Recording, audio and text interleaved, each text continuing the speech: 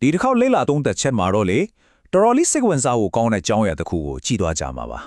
အဲ့ဒါကဘာလဲဆိုတော့ကျွန်တော်တို့ရဲ့နေ့စဉ်ဘဝမှာချက်ကဝလာရဲ့အခြေခံနိယမတရားလေးကိုဘလို့လက်တွေ့ကြကြအသုံးချပြီးပိုကောင်းတဲ့ဘဝကိုရှင်းသန်နေထိုင်မလဲဆိုတာပါပဲစကြဝဠာကြီးကတကယ်တမ်းဘယ်လိုလွတ်လွတ်နေရလဲ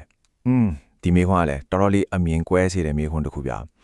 လူတွေကများသောအားဖြင့်အဆုံးနှစ်ဖက်ရောက်သွားကြတယ်တချို့ကကြတော့စကြဝဠာကြီးကိုရှိုးဝတ်စမ်းကြယ်ပြီးကျွန်တော်တို့ကိုလမ်းပြပေးနေတဲ့ဆွမ်းအားကြီးတစ်ခုလိုမျိုးယုံကြည်ကြတယ်နောက်တစ်ဖွဲ့ကတော့အဲ့လိုမဟုတ်ဘူးတားတဲ့အားလုံးကအေးဆက်တီခံမဲ့လို့ရတဲ့ရုပ်ပိုင်းဆိုင်ရာနီယာမတွေအတိုင်းလက်ပတ်နေတက်ပဲလို့မြင်ကြပြန်ရောဒါပေမဲ့လေအမှန်တရားကအဲ့ဒီအမြင်တစ်ခုရဲ့ကြားတဲ့နေရာမှာရှိနေတယ်နော်ဆိုလိုတာကဒါဟာမောပညာလို့စမ်းကြယ်တာမျိုးလည်းမဟုတ်သလိုခန်းစားချက်မရှိတဲ့စက်ကြီးတစ်ခုလိုလည်းမဟုတ်ပါဘူးတကယ်တော့ဒါတွေကကျွန်တော်တို့လက်တွေ့ဘဝကိုပိုကောင်းအောင်လုပ်ဖို့အသုံးချလို့ရတဲ့တိပံနီးခြားကြခိုင်ခိုင်မာမာရှိတဲ့ new breed တွေဖြစ်နေတာပါအဓိကအဲ့ဒီအချက်တွေကိုနားလည်ပြီးလက်တွေ့ဘဝမှာအသုံးချတတ်ဖို့ပါပဲကဲဒါဆိုပထမဆုံးနေရာမှာကိုအတူတူကြည့်လိုက်ကြရအောင်ဒီနေရာမှာကလေကျွန်တော်တို့လူသားတွေအမြဲမင်းနေကြရှေးအချားဆုံးမိခွန်းတစ်ခုဖြစ်တဲ့ငါတို့ဘယ်ကလာကြတာလဲဆိုတာကိုဖြေပေးမှာပါပြီးတော့ကျွန်တော်တို့ရဲ့ရုပ်ခန္ဓာကိုယ်တွေကဒီချက်ကဝါလာကြီးနဲ့ဘလောက်တောင်နဲ့နဲ့ဆိုင်ချိတ်ဆက်နေတယ်လဲဆိုတာကိုလည်းရှင်းရှင်းလင်းလင်းမြင်လာစေမှာပါဟုတ်ပါတယ်တကယ်ကိုကြယ်တွေနဲ့ဖွဲ့စည်းထားတာပါနာမည်ကျော်နက္ခတ္တတပည့်ကပညာရှင်ခေါက်ဆေကင်ပြောခဲ့သလိုပေါ့ဗျာသူရဲ့ status theory ကကျွန်တော်တို့ခန္ဓာကိုယ်ထဲက carbon တွေသွေးထဲကတန်တက်တွေဒီလိုအခြေခံကြားဆုံးချက်စင်တွေအားလုံးဟာလွန်ခဲ့တဲ့2ပေါင်ဘီလီယံနဲ့ချီတုန်းကကြယ်တွေပေါက်ကွဲရကနေပေါက်ဖွာလာခဲ့တာတွေချိပါပဲဒီအချက်ကသိပ္ပံအချက်လက်တစ်ခုထက်အများကြီးပိုပါတယ်ဒါကကျွန်တော်တို့ရဲ့စိတ်ပိုင်းဆိုင်ရာခံစားချက်အပေါ်မှာတော်တော်လေးကိုတက်ရောက်မှုရှိတယ်ဘာလို့လဲဆိုတော့ကိုယ့်ရဲ့မူလအစကဂျေဒီကနေလာတဲ့ဆိုတဲ့အတိတရားကလည်းတယောက်တည်းအထီးကျန်တယ်လို့ခံစားနေရတဲ့အချိန်တွေအတွက်တကယ်ကိုအားကောင်းဆုံးဖြည့်စေတစ်ခုဖြစ်သွားလို့ပါဆိုတော့လက်တွေ့မှာဘယ်လိုကျင့်သုံးမလဲအရန်ရိုးရှင်းပါတယ်ကိုလောကကြီးနဲ့တီးခြားဖြစ်တည်နေတဲ့တယောက်တည်းသောလူသားတစ်ယောက်လိုမြင်မဲ့စာဒီကျေပြောလာတဲ့စကြဝဠာကြီးနဲ့ထာဝရချိတ်ဆက်နေတဲ့အစိပ်ပိုင်းလေးတစ်ခုဖြစ်ခံယူကြည့်လိုက်ပါ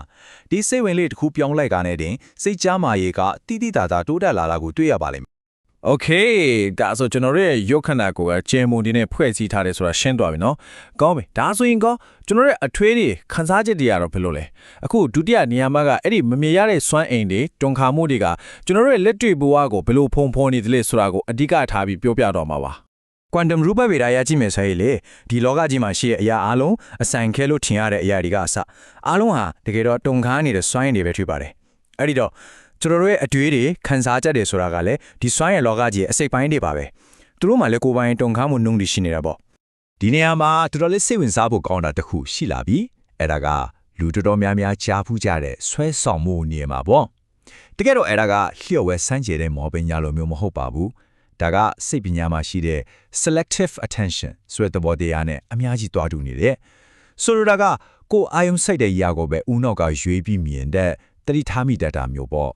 ့ဒီတော့လက်တွေ့အတုံးချဖို့ကရှင်းရှင်းလေးပါပထမဆုံးကိုယ့်ရဲ့စိတ်ပိုင်းဆိုင်ရာတွန်းခါနှုံးကိုအကောင့်မှာတတ်မှတ်ထားပါဆိုလိုတာကအပြုတ်တဘောဆောင်တဲ့အစွမ်းအိမ်မျိုးကိုကိုယ်စီအနေထုတ်လွှတ်နေဖို့ပေါ့အဲ့ဒီလိုလုပ်လိုက်တဲ့အခါဘာဖြစ်လာမလဲဆိုတော့အရင်ကကိုယ်မျက်စိရှေ့မှာရှိနေပေမဲ့သတိမထားမိခဲ့တဲ့ကိုက်ညီတဲ့အခွင့်အလမ်းကောင်းတွေကိုရုတ်တရက်ကြီးမြင်လာသတိထားမိလာမှလိမ့်မယ်ဟုတ်ပြီကျွန်တော်တို့ရဲ့စိတ်စွမ်းရည်နဲ့အခွင့်အလမ်းတွေကိုဆွဲဆောင်လို့ရတယ်ဆိုတာမှန်ပါတယ်ဒါပေမဲ့တစ်ဖက်မှာလည်းကျွန်တော်တို့လုံးဝရှောင်လွှဲလို့မရတဲ့အရာတွေလည်းရှိနေပြီတွေပါအခုတက်ရတဲ့နေရာမှာကတော့အဲ့ဒီဘလို့မှရှောင်လွှဲလို့မရတဲ့စကြဝဠာရဲ့အာကြီးဆုံးနေရာတွေကတစ်ခုဖြစ်တဲ့မမြဲခြင်းတရားဒါမှမဟုတ်အပြောင်းလဲတရားအကြောင်းပါပဲတိဗန်မှာ entropy ဆိုတဲ့အခြေခံနေရာမှာတစ်ခုရှိပါတယ်နာမည်ကနည်းနည်းခက်တယ်လို့ထင်ရပေမဲ့သူ့ရဲ့အဓိပ္ပာယ်ကရှင်းပါတယ်စကြဝဠာမှာရှိတဲ့အရာအလုံးဟာအချိန်နဲ့အမျှပြောင်းလဲခြင်းနဲ့ယိုယွင်းပျက်စီးခြင်းဘက်ကိုပဲဥတည်နေတဲ့ဆိုတာပါပဲဘယ်ဟာမှထာဝရမတည်မြဲပါဘူးအရေးကြီးတာကဘာလဲဆိုတော့အပြောင်းလဲဆိုတာကိုယ်လေးကိုယ်တာကြာရှုမှုတစ်ခုမဟုတ်ဘူးဒါဟာတဘာဝတရားရဲ့ဖြစ်စဉ်တစ်ခုသာဖြစ်တယ်ဆိုတာကိုနားလည်ဖို့ပါအဲ့ဒီစကြဝဠာနိယမကြီးကိုကျွန်တော်တို့ရဲ့ကိုယ်ပိုင်ဘဝလေးတွေနဲ့ပြန်ချိတ်ဆက်ကြည့်လိုက်တဲ့အခါမှာအပြောင်းလဲကိုရန်သူကြီးတယောက်လိုကြောက်စရာတစ်ခုလိုမြင်နေမဲ့အစားလိုက်လုံးကြီးတွေဖြစ်အောင်နေထိုင်ဖို့သင်ယူရမယ့်အခွင့်အရေးတစ်ခုအဖြစ်ရှုမြင်ပုံပြောင်းလဲလို့ရသွားပါတယ်ဒါကြောင့်လက်တွေ့မှာဘာလိုရမလဲပထမဆုံးအနေနဲ့ကိုခံစားနေရတဲ့ဆင်းရဲဒုက္ခတွေကထာဝရတည်မြဲနေမှာမဟုတ်ဘူးဆိုတာကိုအတိအမှဖြစ်ပါပြီးရင်လိုက်လျောညီထွေဖြစ်အောင်နေထိုင်တတ်တဲ့အကျင့်ကိုဘွားရဲ့တဘာဝတွန့်ပြန်မှုတစ်ခုအနေနဲ့လေ့ကျင့်ယူပါ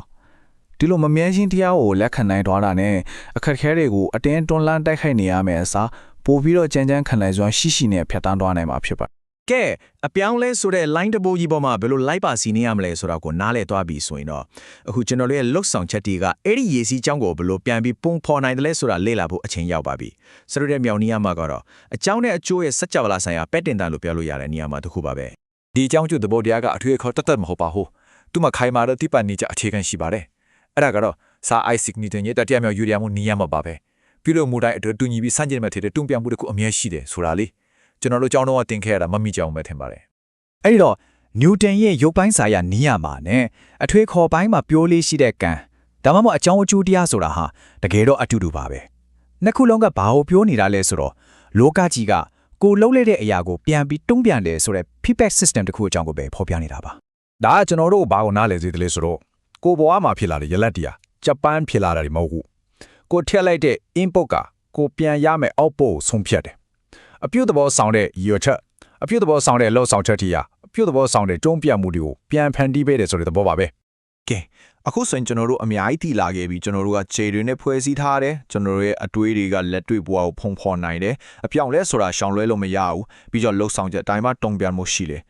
ကောင်းပြီဒီအချက်တွေအားလုံးကိုပေါင်းပြီးစဉ်းစားလိုက်တဲ့အခါနောက်ဆုံးအရေးကြီးဆုံးမေးခွန်းတစ်ခုထွက်လာပါတယ်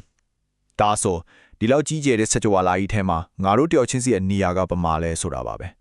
နောက်ဆုံးနေရာမှာကအဲ့ဒီအကြောင်းကိုပြောပြမှာပါ ဒီမှာမြင်ရတဲ့ကဏ္ဍနံပါတ်1ဒီကဏ္ဍလေးကဘာကိုစားပြုနေလဲဆိုတော့လေ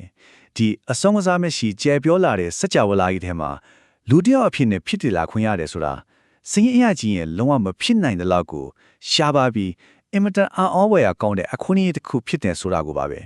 ကျွန်တော်တို့တွေကစัจ java လာကြီးနဲ့ရှင်းလိုက်ရင်ဖုံမုံတစ်စလောက်တောင်မရှိဘူးဆိုပြီးတင်းငယ်တယ်ပျောက်ဆုံးနေတယ်လို့ခံစားရတတ်တယ်ဒါပေမဲ့အဲ့ဒီအမြင်ကိုပြောင်းပြန်လန့်ချအောင်စัจ java လာထဲမှာတင်းငယ်တယ်ဆိုတာအရေးမပါဘူးလို့ဆိုလိုတာမဟုတ်ပါဘူးတကယ်တည်းမှာတော့ကိုယ့်ရဲ့ဖြစ်တည်မှုဟာအင်မတန်ကိုအောဝယ်ရကောင်းတဲ့တန်ကိုးရှိတဲ့ဖြစ်ရတစ်ခုဖြစ်တယ်ဆိုတာကိုဆိုလိုတာပါ ဒါကြောင့်လက်တွေ့မှာအတုံးချဖို့နီးလန်းကတော့ဘောအမှာအခက်ခဲတွေနဲ့ကြုံပြီးလမ်းပြောင်းနေတယ်လို့ခံစားရတဲ့အခါတိုင်းခဏလောက်မြင်ကွင်းကျယ်ကို zoom out လုပ်ပြီးချက်ကဝလာရဲ့ရှုထောင့်ကနေပြန်ကြည့်လိုက်ပါ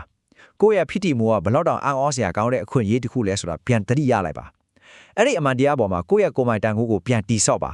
အဲ့ဒီအခါကိုယ့်ပြဿနာတွေကသိငယ်သွားပြီးခွန်အားတွေပြန်ရလာတာကိုတွေ့ရပါလိမ့်မယ် ဆိုတော့အချို့အနေနဲ့ပြောရရင်စကောလာကြီးဆိုတာကျွန်တော်တို့ကိုအပေါ်ကနေချုပ်ကိုင်အမိန်ပေးနေတဲ့အရှင်တခင်တပါးလည်းမဟုတ်ဘူး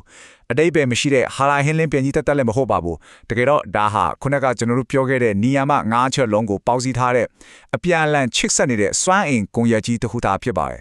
ဒီတော့နောက်ဆုံးအနေနဲ့ဆန္ဒချမေခွန်းလေးတစ်ခုနဲ့ညီကုန်းချုပ်ချင်ပါပဲဒီလောက်ကြီးမားတဲ့အပြန်အလှန်ချိတ်ဆက်နေတဲ့ကိုယ်ရဲ့ကြီးနဲ့တူဒီနေ့မှာဘလို့အပြုသဘောဆောင်တဲ့ချိတ်ဆက်မှုမျိုးကိုစတင်ပြီးဖန်တီးသွားမလဲအဲ့ဒီမေခွန်းအပြည့်ကတော့တခြားဘာသူစီမဟုတ်ပဲကိုယ့်ရဲ့လက်ထဲမှာပဲရှိနေတာပါ